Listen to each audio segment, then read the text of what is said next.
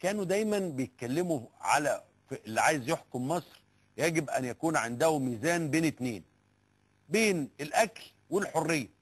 قالوا الرئيس عبد الناصر قرر ان هو يحرم الناس من الحريه ويديهم الاكل، وقالوا ان الرئيس السادات قرر ان هو يديهم الحريه وياخد منهم الاكل، وقالوا ان الرئيس مبارك حاول ان هو يوازن بين اتنين، شويه يديهم الاكل وشويه يديهم الحريه.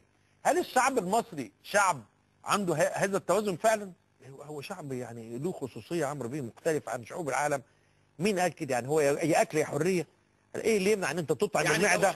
انا بقول لك العباره اللي دايما بيقولوها، يعني لو اكلت المصريين وبسطتهم موضوع الحريه ده ما يفرقش معاه كتير. لا، موضوع والديمقراطيه والكلام ده لا اكلني لا بس لا مش كل المتظاهرين في ميدان التحرير كانوا طالعين بسبب الفقر والبطاله، لا، كانوا طالعين بسبب الاحساس بالضغط. عارف الشيء جاثم على الصدور. دي مساله كانت موجوده بالتاكيد. يعني عايز اقول لك اللي بيهاجر بره، هو انت بتفضل تتصور ان هو بيهاجر هروبا من الفقر او البطاله؟ لا، طلبا لمناخ سياسي مختلف، طلبا لنسمات الحريه وللتنفس.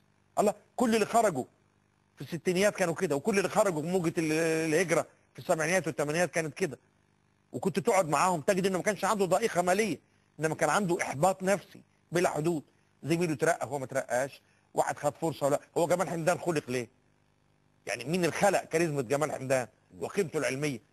تخطيه في الترقيه رغم قيمته العلميه الكبيره. اظن مجدي يعقوب واجه شيئا من ذلك، انا ما عنديش تفاصيل، وخرج هج. فانا عايز اقول لك ليس بالطعام وحده يحيى الناس.